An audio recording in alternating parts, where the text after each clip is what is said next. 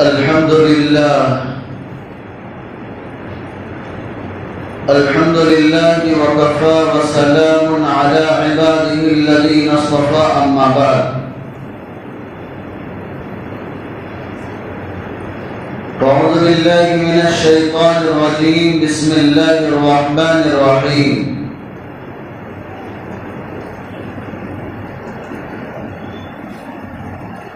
يا أيها الذين آمنوا كتب عليكم الصيام كما كتب على الذين من قبلكم لعلكم تتقون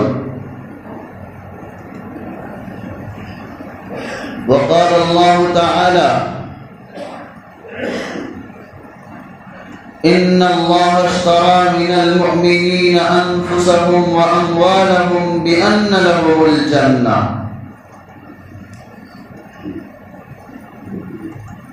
وقال النبي صلى الله عليه وسلم قال الله تعالى الصوم لي وأنا أجزي به صدق الله العظيم وصدق رسوله النبي الكريم بزرگوں، رمضان المبارک کا مہینہ چل رہا ہے۔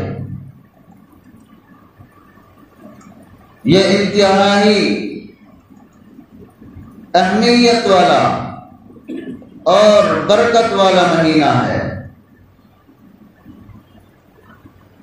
اللہ رب العزت نے اس مہینے کے اندر بے پناہ برکتیں رکھی ہیں۔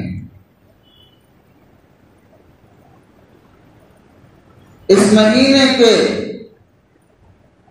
3 حصے ہیں۔ 3 حصوں میں اس مہینے کو تقسیم کیا گیا۔ یہ پہلا عشرہ چل رہا ہے جو کہ اللہ کی رحمت کا عشرہ ہے۔ اس عشرے کے اندر، ان 10 دنوں کے اندر اللہ رب العزت کی رحمت کاملہ بندوں کی طرف بہت زیادہ متوجہ ہوتی ہے۔ لہذا اگر کوئی انسان اللہ رب العزت سے اس کی رحمت کا طلبگار ہو، اللہ رب العزت سے مدد چاہے، رزق کے اندر اللہ رب العزت اپنی رحمت سے اسے نوازتے ہیں اور خوب نوازتے ہیں۔ اللہ رب العزت نے یہ مہینہ جو عطا فرمایا ہے، اس کے اندر بہت بڑی حکمت ہے، بہت بڑی حکمت۔ قرآن کریم کی جو آیت ابھی پڑھی گئی، ان اللہ اشترى من المؤمنین انفسهم واموالهم بان لهم الجنہ، کہ اللہ رب العزت نے مسلمانوں کے، مومنین کے جان کو اور ان کے مالوں کو جنت کے بدلے میں خرید لیا ہے۔ یہ اللہ رب العزت نے ارشاد فرمایا۔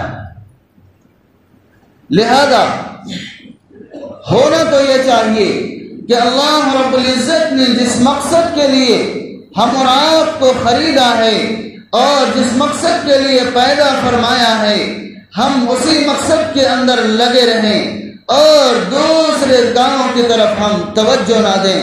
اور وہ کام ہے ہمارا وَمَا خَلَقْتُ الْجِنَّ وَالْإِنسَ إِلَّا لِيَعْبُدُونَ، کہ ہم نے جناتوں اور انسانوں کو محض اپنی عبادت کے لیے پیدا کیا ہے۔ لیکن ایسا نہیں ہوتا۔ انسان جب کاروبار کے لیے نکلتا ہے اور دوسرے دنیاوی امور کے لیے نکلتا ہے تو پھر جو اللہ رب العزت نے مقصد بتلایا ہے اور جس کے ہم خریدے ہوئے ہیں، اللہ رب العزت نے ہماری بولی اور ہماری قیمت جنت کی لگا کر کے ہم اور آپ کو خرید رکھا ہے تاکہ ہم عبادت کریں، حلال کام کریں اور حرام چیزوں سے بچیں۔ لہذا ہونا تو یہی چاہیے کہ ہم اسی کے اندر منہمک رہتے، عبادات کرتے، اللہ کو یاد کرتے اور اس کی فریاد کرتے، اسی سے مانگتے، ہم آتے اسی کے اندر مشغول رہتے، لیکن یہ چیز نہیں ہو پاتی، بلکہ ہم سب کچھ بھول جاتے ہیں۔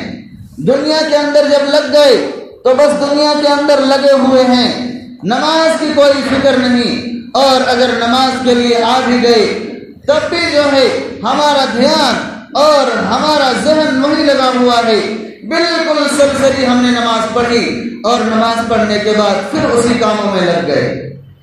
بتائیے، اللہ رب العزت ہمارا خالق ہے، اللہ رب العزت نے ہم اور آپ کو پیدا فرمایا ہے، اور وہ ان باتوں کو جانتا تھا کہ بندہ اس دنیا کے اندر جا کر کے وہاں کی بھول بھلیوں میں گم ہو جائے گا اور وہاں کی رنگ رنگیوں میں گھل جائے گا، لہذا 11 مہینے اللہ رب العزت نے جو بنائے ہیں ہمارے لیے، ہم اس کے اندر روزی کماتے ہیں اور دنیاوی امور انجام دیتے ہیں، اور جو مقصد تھا اس مقصد سے ہم بہت دور چلے جاتے ہیں، بہت دور چلے جاتے ہیں۔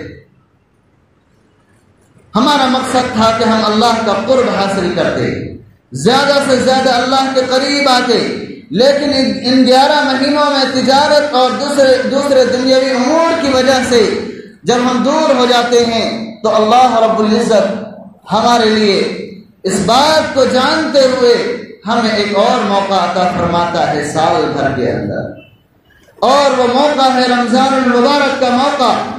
اللہ تعالی اس مقصد کے لیے ہمیں یہ رمضان المبارک عطا فرماتا ہے، اور عطا فرمایا ہے کہ جو سال بھر ہم نے اللہ سے دوریاں اختیار کر لی ہیں اور اللہ سے ہم بہت دور ہو گئے ہیں، جتنا ہمیں قریب ہونا چاہیے تھا اتنی ہم نے دوریاں بنا لی ہیں، اور جو ہمارا مقصد اصلی تھا ہم نے اس کو مقصد عارضی کے اندر اور ٹیمپریری کے اندر جو بدل دیا ہے، ہم اس مہینے کے اندر اس کی بھرپائی کر لیں، اس مہینے کے اندر اس کی بھرپائی کر لیں اور زیادہ سے زیادہ عبادات کر کے اللہ کا قرب حاصل کریں، اللہ رب العزت سے لو لگائیں، اللہ رب العزت کے ہم قریب چلے جائیں۔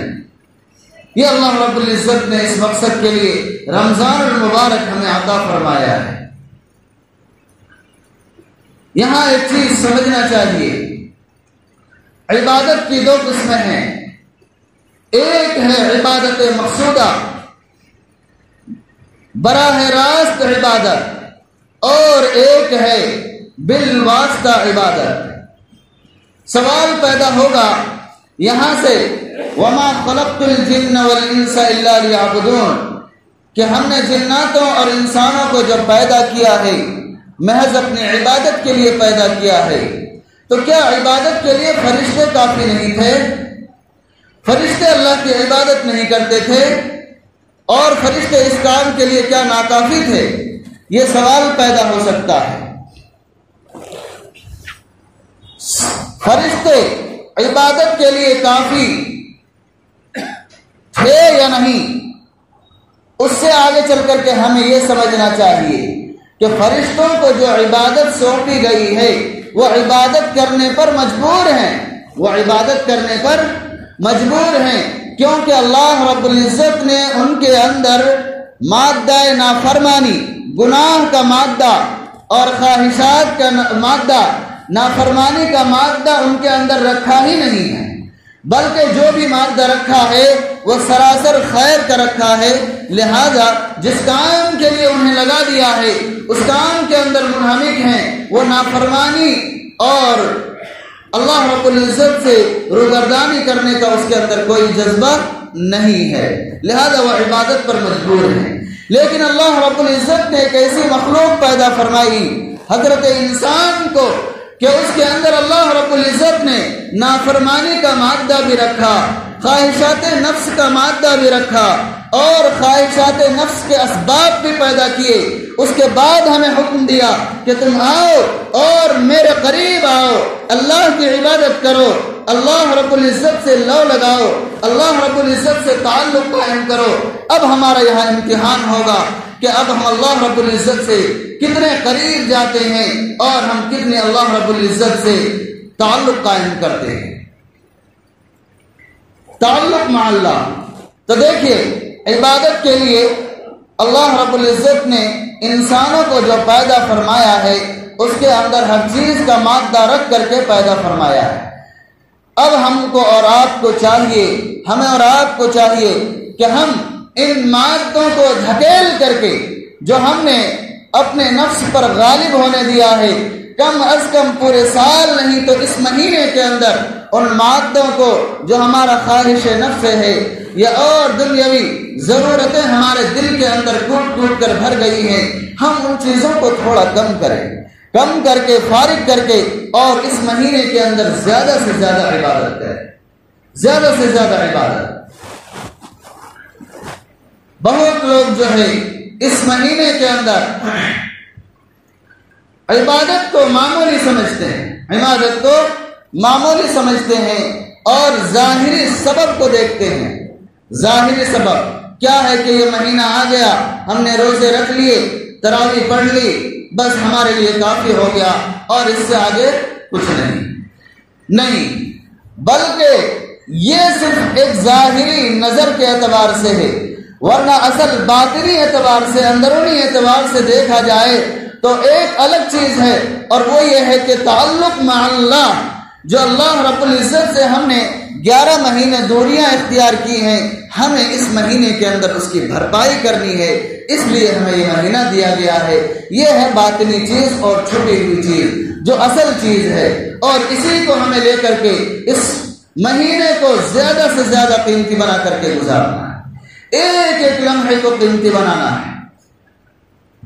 بعض لوگ ایک حدیث پاک پیش کرتے ہیں کہ اگر ہم نے روزہ نہ رکھا یا اس مہینے کے اندر ہم نے عبادت نہ کی تو پھر اس میں جو ہے کیا حرج ہے، کیونکہ ہم دوسری عبادت تو کرتے ہیں۔ وہ دوسری عبادت کیا ہے؟ ایک حدیث پاک ہے، اللہ کے رسول صلی اللہ علیہ وسلم نے فرمایا کہ ہمارا اس دنیا کے اندر ایک ایک عمل کیا بن سکتا ہے؟ عبادت بن سکتا ہے، اگر احکام خداوندی کے مطابق کیا جائے، رسول اللہ کی سنت کے مطابق اگر کوئی کام کیا جائے تو ہمارا ایک ایک کام کیا بن سکتا ہے؟ عبادت بن سکتا ہے۔ ہمارا سونا عبادت، ہمارا اٹھنا بیٹھنا عبادت، ہمارا بال بچوں کے ساتھ وقت گزارنا عبادت، ہماری تجارت عبادت، سب کچھ عبادت بن سکتی ہے۔ وہ یہ دلیل پیش کرتے ہیں کہ اگر ہم دوسرے دنیاوی امور کے اندر جیسے کاروبار کے اندر لگے ہوئے ہیں یا اور دنیاوی کام کر رہے ہیں صحیح نیت کے ساتھ تو عبادت تو وہ بھی ہے، ہمیں عبادت کا ثواب تو مل رہا ہے، لہذا ہمیں روزہ رکھنے کی کیا ضرورت ہے؟ روزہ ہم بعد میں بھی رکھ سکتے ہیں، کبھی بھی رکھ سکتے ہیں، یا اسی طریقے سے اور دوسرے دنیاوی امور جو ہم عبادت بنا لیے ہیں ہم اس کو کیسے چھوڑ سکتے ہیں؟ اس طریقے کے بہت سارے لوگ سوال کرتے ہیں۔ یہاں ایک چیز سمجھ لینا چاہیے، ایک ہے عبادت مقصودہ براہ راست، ایک براہ راست عبادت ہے بالواسطہ بلا واسطہ، اور ایک ہے بالواسطہ۔ کیا مطلب ہے؟ ایک عبادت جو اللہ رب العزت کی ہے، جیسے نماز پڑھنا، روزہ رکھنا، زکوٰۃ دینا، حج کرنا، ذکر اللہ کرنا، یہ بالواسطہ بلا واسطہ بغیر واسطے کے عبادت ہے۔ کیسے کہ ہم عبادت کر رہے ہیں، اللہ کا حکم ہے، اور اسی طریقے سے نماز پڑھ رہے ہیں، اللہ کا حکم ہے، اور اس کے اندر کسی واسطے کی ضرورت نہیں، اس کے اندر یہ عبادت ہماری بن گئی۔ لیکن یہ دوسرے کام ہیں، وہ دوسرے کام ہمارے لیے بالواسطہ عبادت ہیں۔ وہ کیسے کہ مثال کے طور پر تجارت، زراعت، یہ اللہ رب العزت نے یہ کام جو ہمیں حلال کیے ہیں، یہ دراصل ہمیں زندگی کے گزارے کے لیے کیا ہے، لیکن ہماری نیتوں کی درست ہونے کی وجہ سے اللہ کا مزید اس کے اندر فضل آ جاتا ہے، احسان آ جاتا ہے، ہمدردی آ جاتی ہے، اور دنیاوی کاموں کو بھی اللہ تعالیٰ توڑ مروڑ کر کے ہمارے لیے، ہماری ذات کے لیے اس کو عبادت بنا دیتا ہے۔ اور اس پر بھی ہمیں ثواب مرحمت فرما دیتا ہے۔ تو بتائیے کہ دونوں عبادتوں کے اندر فرق ہے یا نہیں ہے؟ ایک ہے بالواسطہ عبادت جو دوسرے کام کے لیے تھا، اللہ تعالیٰ نے ہم پر احسان کر کے فضل فرما کر اس کو عبادت بنا دیا، اور ایک وہ کام ہے جو بلا واسطہ صرف اور صرف اللہ کی ذات کے لیے خاص ہے۔ نماز پڑھنے میں انسان کا بظاہر کوئی ذاتی فائدہ نہیں ہے، اللہ کی عبادت ہے، لہذا جب ہم اللہ کی عبادت کر رہے ہیں تو یہ عبادت بلا واسطہ ہوا، لہذا یہ زیادہ اہمیت ہے، یہ زیادہ اہمیت ہے۔ ایک ڈاکٹر صاحب کا واقعہ لکھا ہے کہ وہ نماز جو پڑھتے تھے کلینک میں رہتے تھے اور رات کے اندر آ کر کے 3 وقت کی نمازوں کو وہ اکٹھا پڑھ لیا کرتے تھے۔ معلوم کیا گیا کہ آپ ایسا کیوں کرتے ہیں، تو انہوں نے یہی حدیث پاک پیش کی کہ ہم مخلوق کی خدمت کرتے ہیں، کلینک میں رہتے ہیں اور مخلوق کی خدمت کرتے ہیں، اس کی دیکھ بھال کرتے ہیں اور اس کا علاج کرتے ہیں۔ یہ جو ہے یہ ضرورت ہے، لہذا یہ ایک عبادت ہو رہی ہے، اور نماز پڑھنا ہمارا ایک ذاتی فعل ہے، لہذا ہم گھر جا کر کے اکٹھے پڑھ لیتے ہیں، دونوں طرح کا ہم کو ثواب مل جاتا ہے۔ دیکھیے کتنی اچھی سوچ لگائی ہے اس نے، لیکن تھوڑی سی سمجھنے میں چوک ہو گئی۔ چوک یہی ہوئی ہے کہ عبادت کی ان 2 قسموں کو وہ نہیں سمجھ پائے۔ ایک ہے جو ابھی بتایا گیا بالواسطہ عبادت، اور ایک ہے بلا واسطہ عبادت۔ بلا واسطہ عبادت اللہ رب العزت کی عبادت، نماز پڑھنا، ان الصلاۃ کانت علی المؤمنین کتابا موقوتا، کہ بلا شبہ نماز اپنے وقت مقررہ پر فرض ہے، لہذا اسے چاہیے یہ تھا کہ بالواسطہ عبادت کو چھوڑ کر پہلے بلا واسطہ عبادت اللہ رب العزت کی جو ہے نماز، اس کی طرف متوجہ ہوتا، نماز پڑھتا، پھر جو ہے دوسرے دنیاوی امور کی طرف یا دوسرے عبادت کی طرف توجہ دیتا۔ آخر وہ کلینک جو بند کرتا ہوگا، کھانے کے لیے تو بند کرتا ہوگا اور دوسری دنیاوی ضروریات کے لیے بند کرتا ہوگا، پھر نماز کے لیے اگر بند کر دیتا تو کون سا پہاڑ ٹوٹ جاتا۔ لیکن انہوں نے اس بات کی دلیل پکڑ لی کہ وہ کام بھی ہماری عبادت ہے۔ ہمیں سمجھنے کی ضرورت ہے۔ میں نے ایک نہیں کتنوں کو دیکھا ہے کہ اس مہینے کے اندر روزی کمانے کے لیے وہ روزے کو چھوڑ دیتے ہیں، روزی کمانے کے لیے روزے کو چھوڑ دیتے ہیں۔ کتنے درزیوں کو دیکھا ہے ہم نے، وہ روزہ نہیں رکھتے ہیں، وہ سیدھا یہ کہتے ہیں کہ ہم روزی کما رہے ہیں، حلال کمائی کر رہے ہیں، اس لیے اگر ہم روزہ رکھیں گے تو یہ نہیں کما پائیں گے۔ ایسا نہیں ہے، ایسا نہیں ہے۔ پہلے اولاً ہمیں توجہ دینی ہے بلا واسطہ عبادت کی طرف، اور یہ روزہ رکھنا، اللہ کی عبادت کرنا بلا واسطہ عبادت ہے۔ اس کے اندر کوئی واسطہ نہیں ہے، ڈائریکٹ اور انڈائریکٹ، اس کو ہم جو ہے سمجھتے ہیں، یہی چیز ہے بلا واسطہ اور بالواسطہ۔ ہمیں سب سے پہلے اولاً اللہ رب العزت کا جو حق ہے نماز پڑھنا، روزہ رکھنا، اس کی طرف توجہ دینی ہے۔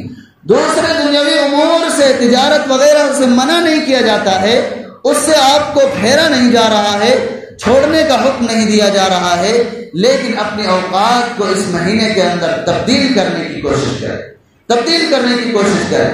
اللہ تعالیٰ نے اس مہینے کے اندر بڑا اجر و ثواب رکھا ہے۔ اللہ رب العزت نے جس کو باطنی روحانیت سے نوازا ہے، وہی ان حکمتوں کو اور اللہ کی برکتوں کو صحیح طور پر سمجھ پاتے ہیں۔ کئی قسم کی عبادتیں اس مہینے کے اندر ہیں، ہم جسے اپنا لیں اور جس طریقے کو بھی اپنا لیں، ہم ثواب کو لوٹ سکتے ہیں اور زیادہ سے زیادہ ثواب کما سکتے ہیں۔ قرآن کریم کی آیت پڑھی گئی، یا ایھا الذین آمنوا کتب علیکم الصیام کما کتب علی الذین من قبلکم لعلکم تتقون، کہ اے ایمان والو، تم پر روزے فرض کیے گئے ہیں جیسا کہ پچھلی امتوں پر روزے فرض کیے گئے تھے۔ کیوں؟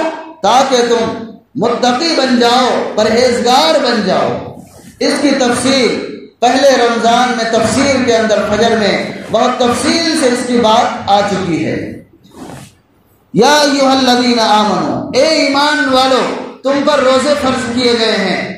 روزہ اللہ رب العزت نے فرض فرمایا ہے، اور فرض فرمانے کے بعد صرف اتنا ہی نہیں بلکہ اس کے اندر اجر و ثواب بھی بے انتہا رکھا ہے، بے انتہا ثواب ہے۔ کتنا رکھا ہے یہ بھی بتایا گیا تھا، کل یہ بات بھی آئی تھی۔ اللہ رب العزت دوسری امتوں کے مقابلے میں، پہلی جو امتیں تھیں اس کے مقابلے میں اس امت کے لیے ایک خاص عنایت اور تحفہ یہ ہے کہ ایک اجر پر اگر کوئی ایک نیکی کرتا ہے تو پچھلی امتوں کے مقابلے میں 10 گنا زیادہ کر کے عطا فرماتا ہے۔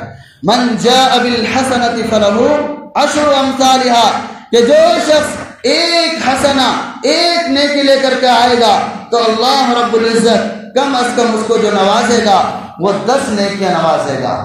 لیکن اس سے جو ہے بتایا تھا میں نے کہ 2 چیزیں مستثنا ہے، 2 چیزیں مستثنا ہے، الگ ہے۔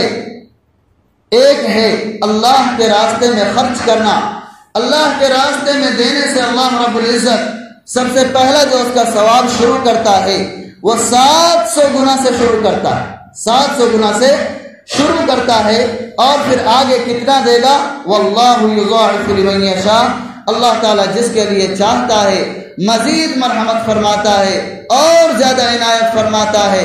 جس طریقے سے اندر خلوص اور تقوی اور للہیت اس کے اندر ہوگی اسی قدر اور اضافہ فرمائے گا۔ اور ایک ہے روزہ۔ روزہ کیا ہے؟ اس کا جزا، اس کا عام طور پر تو بتایا گیا کہ ایک روزہ رکھیں گے تو اللہ تعالیٰ کتنا مرحمت فرمائے گا، 10 تو اللہ رب العزت کی طرف سے عام ضابطہ ہے۔ لیکن روزے کے بارے میں اللہ رب العزت نے فرمایا الصوم لی وانا اجزی بہ، کہ روزہ میرے لیے ہے اور میں ہی اس کا بدلہ دوں گا، میں ہی اس کا جزا دوں گا۔ اللہ تعالیٰ کتنا کس کو جزا دے گا یہ کرامن کاتبین کو بھی پتہ نہیں ہے۔ اللہ رب العزت نے اس کا علم کسی کو نہیں دیا ہے۔ ہاں بخاری شریف، مسلم شریف اور دوسری روایتوں کے اندر اتنی بات ضرور آئی ہے کہ اللہ تعالیٰ اس کو اتنا نوازے گا، اتنا دے گا کہ وہ خوش ہو جائے گا، وہ خوش ہو جائے گا، وہ راضی ہو جائے گا، اتنا اللہ رب العزت اس کو نوازے گا۔ یہ بات تفصیل سے آ چکی ہے۔ اللہ کے رسول صلی اللہ علیہ وسلم نے ارشاد فرمایا للصائم فرحتان، کہ روزہ داروں کے لیے 2 خوشیاں ہیں، روزہ داروں کے لیے 2 خوشیاں ہیں۔ فرحۃ عند فطرہ، ایک خوشی تو وہ ہے کہ جب روزہ مکمل کر کے اور عید کا دن آتا ہے تو اللہ رب العزت اس کے دل کے اندر ایک خوشی مرحمت فرماتے ہیں جسے ہم اور آپ سبھی محسوس کرتے ہیں۔ ایک خوشی تو اس وقت ہوتی ہے کہ اللہ رب العزت نے ہمیں ایک فریضے کو، ایک اہم عبادت کو اور اسی طریقے سے اس مہینے کو گزارنے کی توفیق مرحمت فرمائی، اس بات کی بندے کو خوشی ہوتی ہے، اور اس خوشی کے اندر اللہ رب العزت نے، اللہ کے رسول صلی اللہ علیہ وسلم نے دوگانا رکھا ہے، اور ہم شکرانے کے طور پر واجبی اعتبار سے 2 رکعات نماز ادا کرتے ہیں۔ ایک خوشی تو وہ ہے۔ پھر آگے فرمایا اللہ کے رسول صلی اللہ علیہ وسلم نے، اور ایک خوشی وہ ہے وَفَرْحَةٌ عِنْدَ لقاء الرحمن وفرحۃ یوم القیامہ، ایک خوشی ہے قیامت کے دن عند لقاء الرحمن، جس وقت وہ اللہ رب العزت سے ملاقات کرے گا۔ اس وقت کیا خوشی ہوگی کہ اللہ رب العزت اس کے لیے اتنا ثواب اور اتنی نیکیاں عنایت فرمائے گا اور اتنا نوازے گا اللہ رب العزت کہ اس وقت وہ خوش ہو جائے گا اور وہ راضی ہو جائے گا کہ اللہ رب العزت نے ہمیں بہت مرحمت فرمایا، اس بات پر وہ راضی ہو جائے گا۔ تو کتنا اللہ رب العزت روزے کا بدلہ دے گا یہ تو تفصیلی بات نہیں آئی ہے، اتنی بات ضرور آئی ہے کہ اللہ تعالیٰ اتنا نوازے گا بندے کو، اتنا نوازے گا کہ وہ خوش ہو جائے گا۔ اور انسان کو کیا چاہیے؟ بندے کو کیا چاہیے؟ اگر اللہ ہمارا راضی ہو جاتا ہے اور اللہ ہمیں راضی کر دیتا ہے، اس سے بڑی اور کیا بات ہوگی؟ ہمیں اس کی دعا کرنی چاہیے کہ اللہ رب العزت ہماری ان ٹوٹی پھوٹی عبادتوں کو، جو کچھ ہم روزہ رکھتے ہیں اور روزہ رکھ کر جو ہم اتنے برائیاں کرتے ہیں، غیبت، چغلی، بہتان، کینہ، حسد، جلن، ان سب کے باوجود بھی اللہ تعالیٰ فضل فرما کر ہمارے روزوں کو قبول فرما لے، یہ ہمیں اس کی دعا کرنی چاہیے اور اللہ رب العزت سے اس معاملے میں ڈرتے رہنا چاہیے۔ ایک چیز اور ہے، وہ ہے روزہ کا افطار کرانا۔ یہ بھی بہت بڑا ثواب ہے اس مہینے کے اندر۔ حدیث پاک آپ کے سامنے پڑھی گئی تھی، فرمایا اللہ کے رسول صلی اللہ علیہ وسلم نے اگر کسی کو کوئی روزہ افطار کراتا ہے تو پھر اللہ رب العزت اس روزہ دار کو، روزہ افطار کرانے والے کو اتنا ہی ثواب مرحمت فرماتے ہیں جتنا کہ اس روزہ رکھنے والے کو ثواب ملا ہے۔ تو اس کا اہتمام کرنا چاہیے۔ اہتمام کیا ہے؟ آج بہت سے اللہ کے بندے ایسے ہیں، غریب لوگ ہیں جنہیں جو ہے افطار میسر نہیں ہو پاتا ہے۔ ہمیں چن چن کر کے اور ان کا خیال رکھ کر کے اور ان کی فہرست بنا کر کے ایسے لوگوں کو غور و فکر کے ساتھ اور کچھ نہ کچھ اگر اللہ نے دیا ہے تو انہیں نوازتے رہنا چاہیے، دیتے رہنا چاہیے۔ اس کا ثواب بھی ہمیں ملے گا اور ان کی نیک دعائیں بھی ہمارے لیے مشعل راہ ہوں گی اور ہمارے لیے انتہائی کارگر ثابت ہوں گی، ان کی دعائیں ہمیں لگیں گی۔ تو یہ ہمیں امور انجام دیتے رہنا چاہیے۔ خلاصہ یہ ہوا کہ ہمیں اس مہینے کو پورے اہتمام کے ساتھ عبادات کے اندر، زیادہ سے زیادہ عبادت کے اندر گزارنی ہے۔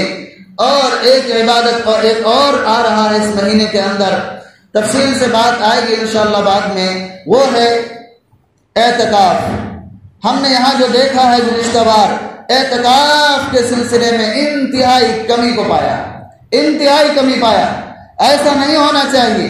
اعتکاف سنت مؤکدہ علی الکفایہ ہے، آخری عشرے کے اندر اعتکاف کرنا، یعنی اگر کوئی بھی اعتکاف نہیں کرے گا تو پورے محلے والے گنہگار ہو جائیں گے، ایک عظیم سنت کے چھوڑنے کا گناہ کے اندر مبتلا ہو جائیں گے۔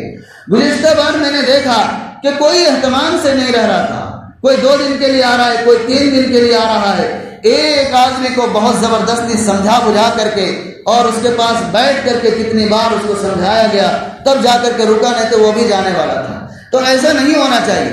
اس کے بارے میں آپ حضرات ابھی سے اپنے دل کے اندر تہیہ اور نیت کریں کہ انشاءاللہ العزیز ہم لوگ مشورے سے جتنے کی اجازت ہوگی ہم یہاں بیٹھیں گے، کیونکہ حالات سازگار نہیں ہیں، اس لیے جتنے کی اجازت ہو اتنے کو بیٹھنا ہے اور کم از کم ایک آدمی کو 10 دن کے لیے مکمل بیٹھنا ہے۔ اس کا جو ہے ابھی سے طے کر کے اور تہیہ کر کے اپنے دل کے اندر ارادہ کر لیں۔ اللہ رب العزت ہم اور آپ کو ان باتوں پر عمل کرنے کی توفیق مرحمت فرمائے۔ وما توفیق اللہ